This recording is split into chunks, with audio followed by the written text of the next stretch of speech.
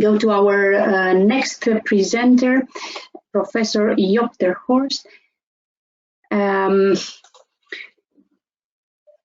Joop has started in the beginning of this year, a new position at the University of Rouen within the Laboratory of Separation Science and Methods, continuing his work on industrial crystallization fundamentals.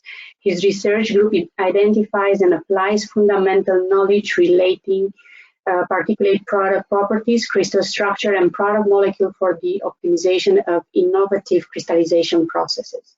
Previously, his research group was part of the Center of Continuous Manufacturing Crystallization, CMAC, a large stretch Clyde-based center on advanced pharmaceutical manufacturing.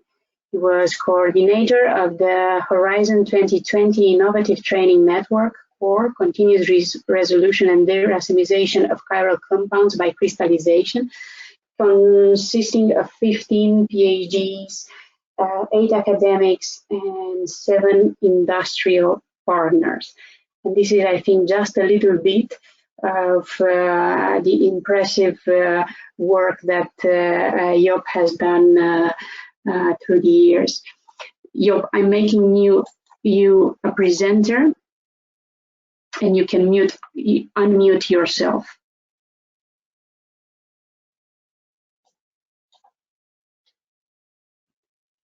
Joop, do you hear us?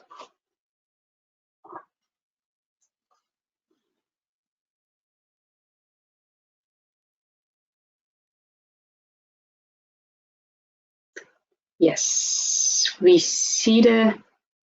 Yeah, I had some problems finding the unmute button. The right button. Introduction. I'll start my presentation.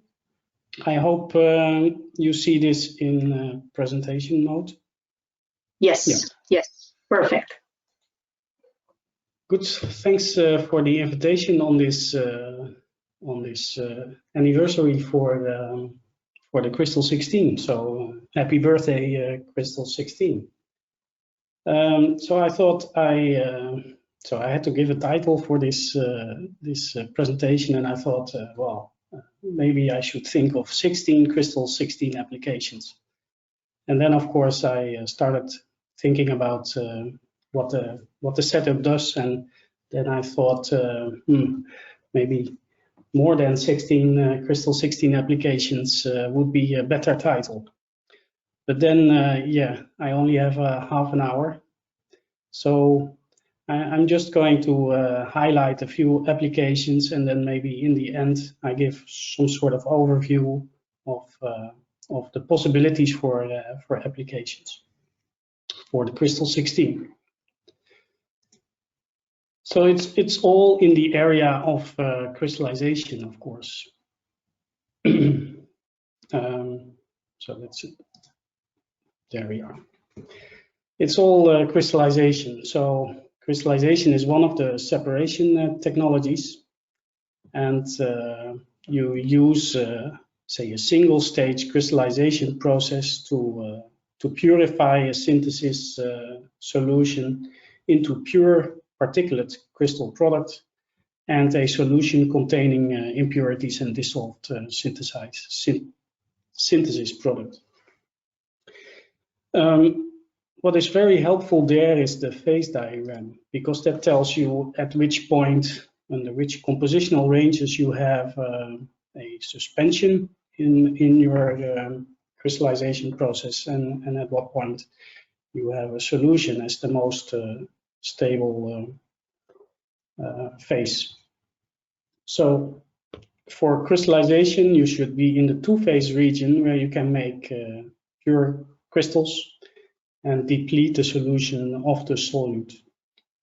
And you have a number of methods for that, a number of crystallization methods. So you can use cooling crystallization, where you make use of the increasing solubility as a function of temperature.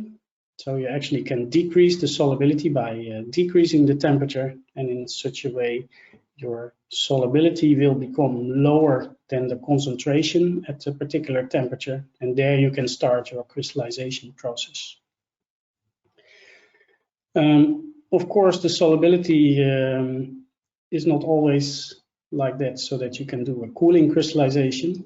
For instance, sodium chloride, table salt in water, has a very shallow solubility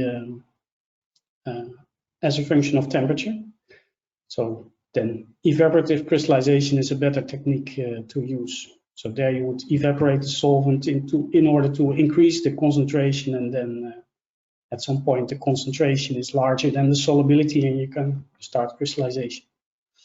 And then there is antisolvent crystallization, where you actually do two things during an antisolvent process. You add the antisolvent, so actually you are diluting the solution, but at the same time you strongly decrease the solubility. So the decrease in solubility is much more than the decrease in the concentration due to dilution, and then you can start crystallization process.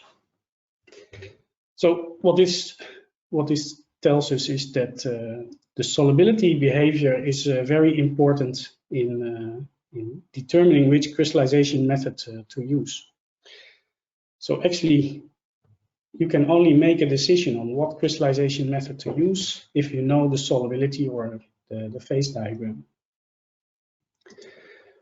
But there's more that is important, because it's not only thermodynamics that play a role, it's also the kinetics of the process. So with the solubility, you can steer what happens in the solution by supplying a certain supersaturation, but then you have these sub-processes of crystallization, so primary nucleation and crystal growth mainly, that will cause your crystals to nucleate and grow. So in the end, then you end up with a certain crystalline product that has a certain quality, and you want to produce a certain amount of it. So that means that you want to achieve a certain productivity, and then you want to have a certain yield. So the amount of solute you want to capture in your crystals should be as high as possible. So the prerequisites for a crystallization process design is actually that you know the solubility, and perhaps you have some information on the crystallization behavior. And that's where the Crystal16 comes in very handy.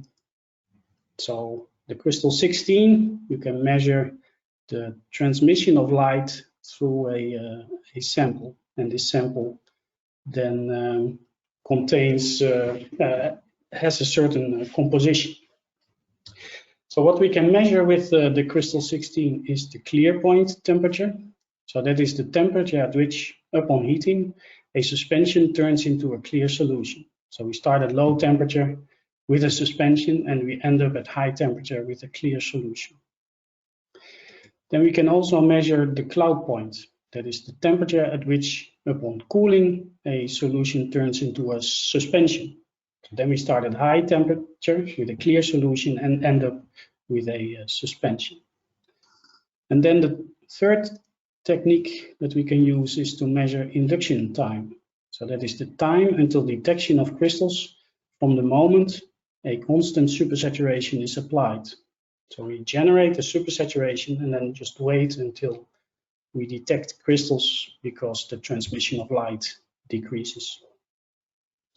So these are the three measurements, the three basic measurements that you can use, and that I used a lot in the past.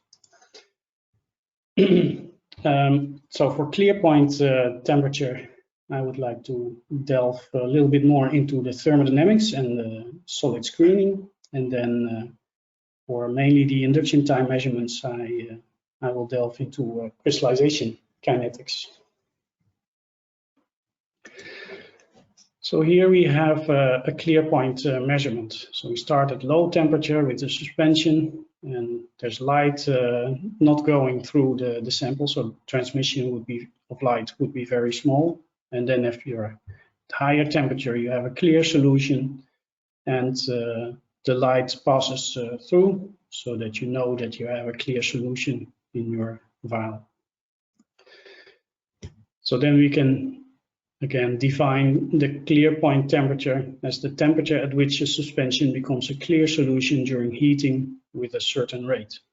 So this definition is a little bit more detailed. So what we're actually doing with a clear point measurement is that we have an unknown solubility line, and we have a certain overall composition of the sample, and we actually try to match the sample composition with the solubility. So we increase the temperature, which increases the solubility, while of course the overall composition remains the same. And then at some point the solubility matches the sample composition, and then we have our clear point temperature. So the measurement itself looks very simple. So we have temperature against time, and then the temperature is increased within several hours from low to high. And then you see in blue the transmission of light. So first it is 0%, so there's a suspension present, and then it quickly rises from about 7 hours up to 100%. So the point where you reach 100% transmission of light, that is the point where your crystals have disappeared. So that should be associated with the clear point temperature. So the time at which that occurs, you have a certain temperature, and that would be your clear point temperature. So what are the prerequisites then for a good measurement? So of course you need the temperature dependence of the solubility. If the temperature does not depend on solubility, there's no increase of solubility, so your crystals won't dissolve. So that gives problems when you want to measure, for instance, salts like sodium chloride in water, because that will not work. These crystals will not dissolve, or you have constantly a clear solution. Then you need solubilities above the detection limit, and I think the detection limit for the Crystal16 is about 2 milligrams per milliliter. So you need say 2 milligrams of crystals in your vial in order to be detected by the transmission of light.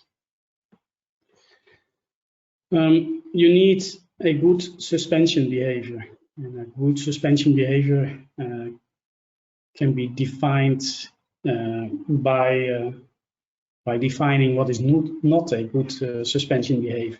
So, for instance, if you have floating crystals that float at the top of the liquid level, then it will not give a good clear point measurement. Also, if you have crowning of crystals just above the liquid level, so that is usually in solvents with a relatively high, relatively low boiling point. So then a layer of crystals forms just above the liquid level, effectively decreasing the concentration in the suspension that you are measuring. And then you don't want scaling of crystals on the crystallizer wall, because that complicates the transmission of light and the measurement itself.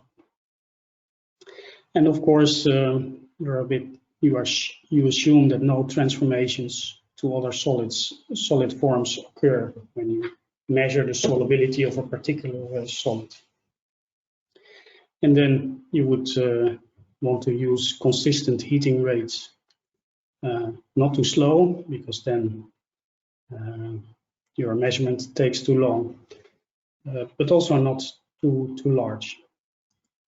So often these problems can be identified by just looking at vials during a measurement, and that I see that in my lab, that it is often not done often enough. So you just take out a vial and see whether something strange is going on. Looking at the heating rate that you want to use, we did some measurements early on where we determined the clear point temperature as a function of the heating rate for samples with the same concentration. So here you see that the higher the heating rate, the higher the clear point temperature that you are measuring. So at too high heating rates, the dissolution of the crystals cannot cope with the increasing temperature and the increasing solubility. So you get an overshoot of your clear point temperature. But you also see it leveling off at around 42.5 degrees when you use very small heating rates. So this actually tells you that this might be the thermodynamic saturation temperature, or a very close approximation of the thermodynamic saturation temperature. So that is the temperature at which the sample composition is equal to the saturation concentration. So here you see that with heating rates smaller than 0.5 degrees per minute, you measure for this particular concentration, you measure the same clear point temperatures within accuracy. So if you do that, if you use a low heating rate for a large number of samples, you then can determine the saturation temperature of all these compositions, and that allows you to create this solubility line. So here you see the mole fraction as a function of temperature, and I indicated this point at 42.5 degrees, which has a mole, which has a composition of say 58 millimoles per mole.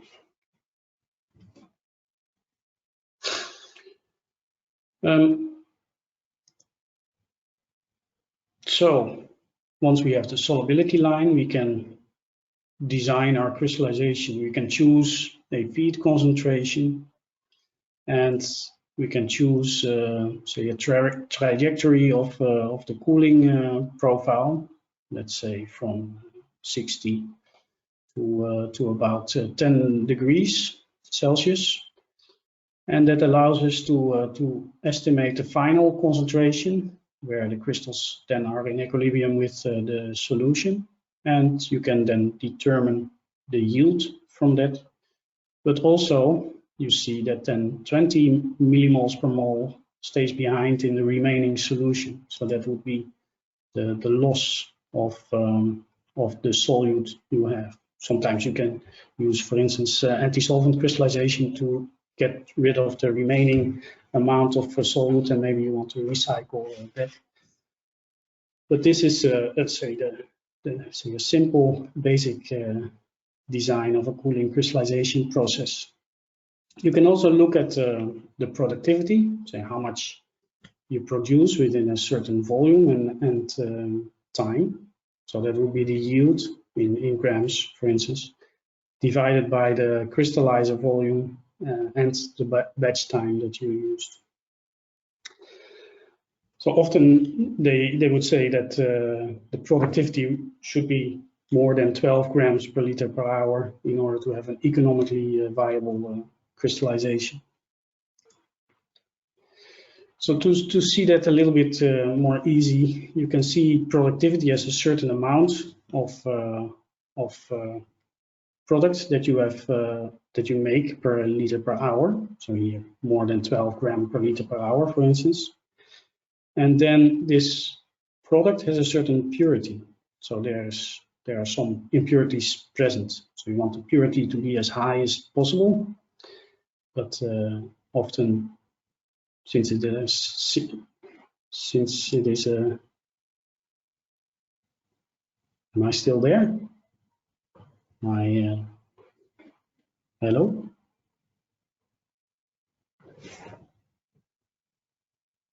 I hear you, but I cannot see your slides. Yeah, I can also hear you. I think now they.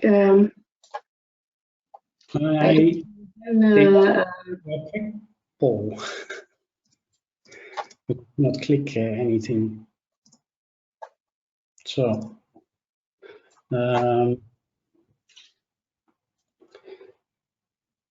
Just a second. Yeah. Good. Yes. Yeah. Okay. Sorry about that. So we have the purity of the product, and then of course also the yield. We lose some product because it remains in the solution that is equilibrated with the product. So we can have a basic process design with possible specification of a certain productivity and a certain yield and a certain impurity contents, maximum impurity contents of your product. And they are all connected to the, say, the solubility that you measure. So you can measure several compound solubilities. Here are various compounds. And with the Van 't Hoff plot, as already told earlier, we can make these nice lines, straight lines that allow us to predict and interpolate solubilities. A special interesting thing is perhaps antisolvent crystallization phase diagram. Here is the solubility of sodium bromate in water ethanol mixtures. As a function of the antisolvent ethanol fraction. So you have very high solubilities if the antisolvent fraction is 0, and you have much lower solubilities when you have 50% of ethanol present in the solvent antisolvent mixture. So also this can be translated into a Van 't Hoff plot, and then we can translate this Van 't Hoff plot back into antisolvent crystallization phase diagram. So here's the concentration, so in milligram per milliliter as a function of the antisolvent fraction. And then you can design an antisolvent crystallization process where you add, for instance, 50% of ethanol to a saturated solution at 40 degrees. So you're actually diluting to the point in the middle, but solubility is much more decreased by the antisolvent, so you can crystallize out, say, almost 90% of your sodium bromate using antisolvent crystallization. So with the clear point temperature, you can do a lot of things. You can also screen for solids. So if you have a multi-component system, the most stable solid form has the highest clear point temperature. So if you're measuring a clear point temperature in a multi-component system, you can, by the clear point temperature, you get an indication of what is crystallized out. So the clear point temperature is an indicator for new multi-component solid phases. That we apply, for instance, in the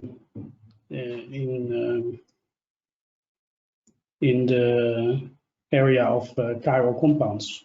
A chiral compound molecule comes in two forms, a left-handed and a right-handed form. And similar to hands, these enantiomers are each other's mirror image, while they cannot be superimposed over each other. And many pharmaceutical molecules are chiral. While one enantiomer might fit in a biological receptor, the other might not fit due to its different 3D configuration. This means that the pharmaceutical activity can vary depending on the enantiomer. So while one enantiomer has the preferred pharmaceutical action, the other might well have less beneficial interactions. A striking example is thalidomide in the 1960s, where one enantiomer was effective against morning sickness for pregnant women, but the other caused birth defects. So chiral resolution is a very important technique in these chiral compounds. And then you want that from a racemic solution, a conglomerate is formed. So then the two enantiomers form separate crystals.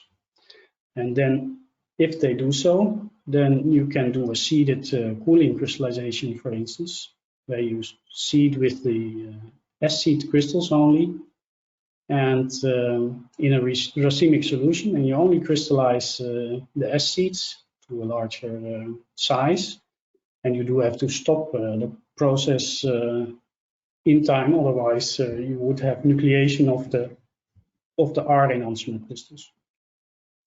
So this is quite an interesting process to separate enantiomers. The only problem is that only 10% of these enantiomers form a conglomerate. 90% form a racemic compound. So actually that is a co-crystal of the two enantiomers. So you have to find out whether a conglomerate, whether for a certain chiral compound you have a conglomerate or a racemic compound. We can do that, for instance, for the Ibuprofen. Here you see that the clear point of Ibuprofen in a racemic solution is 40 degrees with a certain overall Ibuprofen composition. But if you change the ratio of enantiomers, so either going to the right or the left, you decrease the clear point. So you say actually your solid becomes less stable, and at some point it even changes the solid. So from racemic solutions you crystallize the racemic compound, and from enantiomer pure solutions, so that's at the right of the graph, you would crystallize the enantiomer pure compound. So this compound Ibuprofen cannot be separated by preferential crystallization.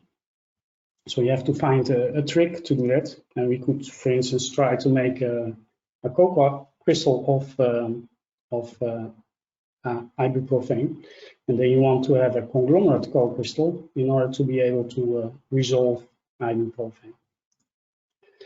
So we took Ibuprofen and we want to change it into a conglomerate co-crystal, and we chose BPE as the coformer. It's a rather asymmetric coformer.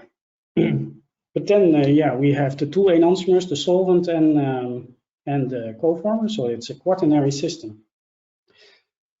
So we have to simplify this since there are only two dimensions on a slide. So what we did is to use constant concentrations of Ibuprofen, and then added, say, a constant concentration of the coformer in the background. So we already measured the Ibuprofen without the coformer. So if we now add the coformer, 28 millimoles per mole, then we see that we get a completely different clear point profile. So here we have the lowest, so we have higher clear points. So that means that we make a more stable compound. And the lowest clear point for this compound is in racemic solutions, and the highest in enantiomer pure solutions. So this is a good indication that that this is a conglomerate co-crystal, that we would crystallize a conglomerate from a racemic solution, a conglomerate co-crystal.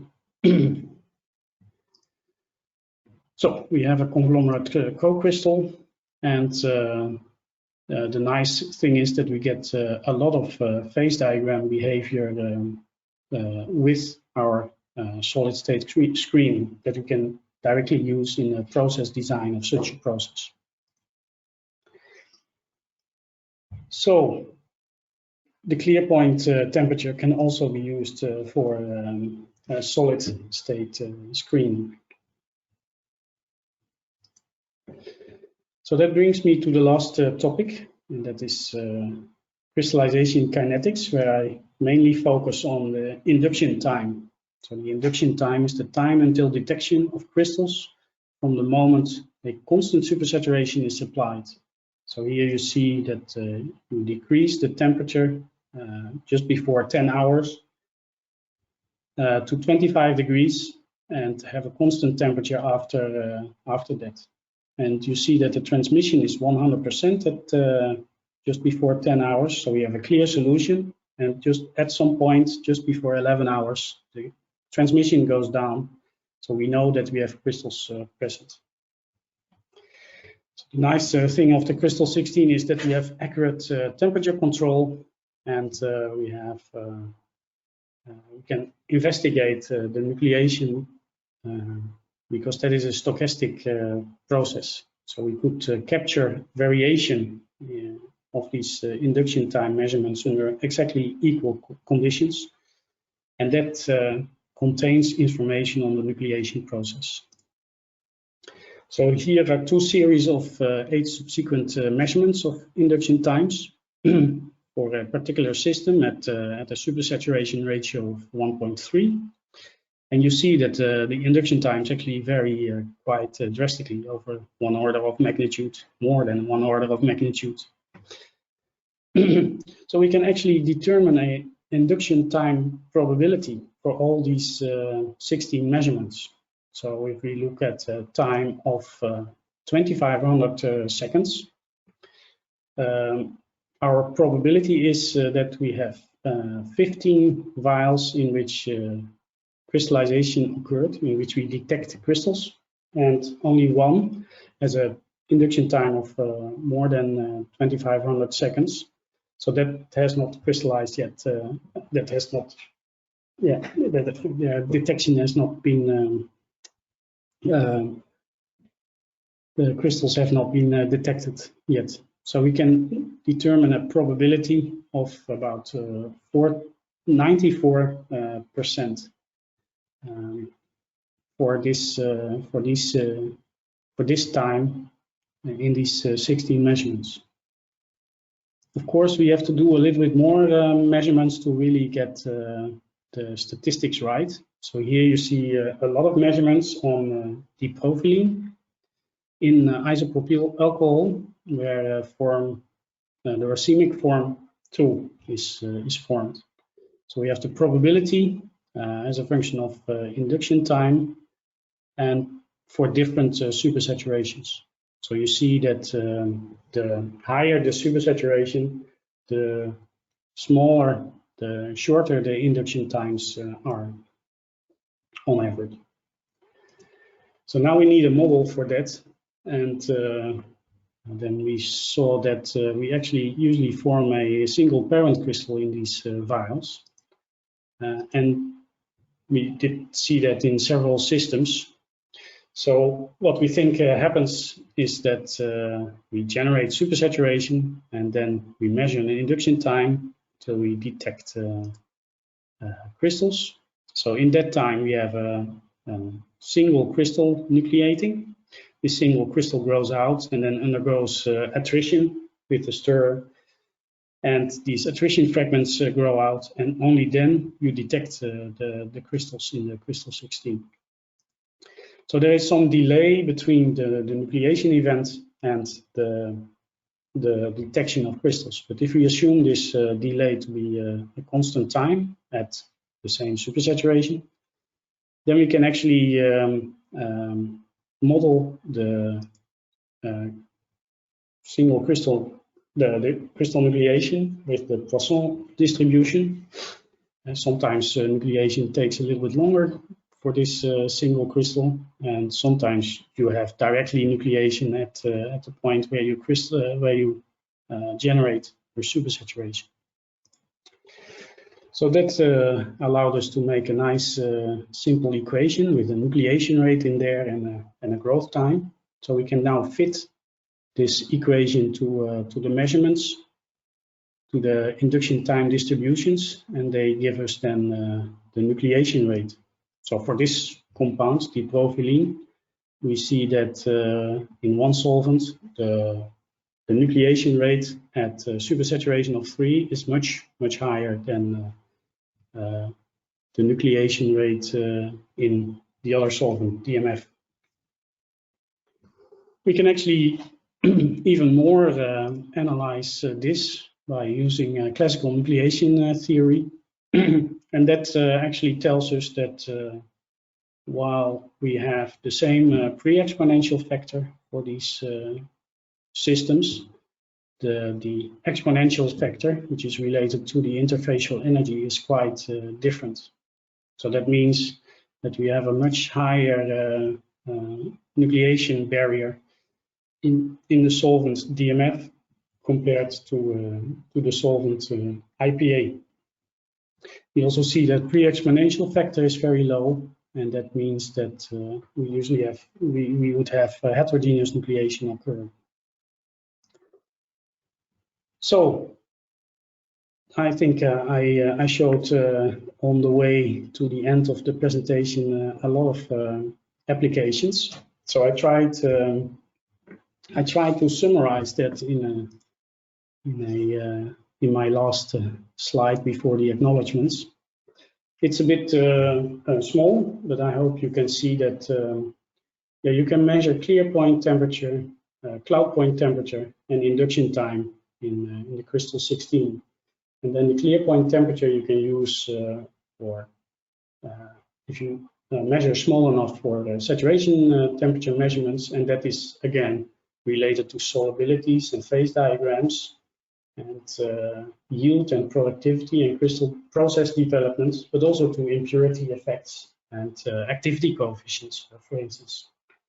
And then the phase diagram that you can measure for cooling crystallization, but also for antisolvent crystallization. And then you can also use this to determine impurity rejection. And you can do solid state screening, so you can determine competing solid forms, co-crystals, chiral compounds, salts, and we have cloud point temperature measurements and induction time measurements that can lead to nucleation rates and nucleation rate parameters. So with that, I come to my acknowledgements slide with the PhD students and postdocs that did the actual measurements. And I thank you for your attention. Thank you very much, Joop. And indeed, your last slides really comprised quite nicely all the things that one can do with the Crystal16.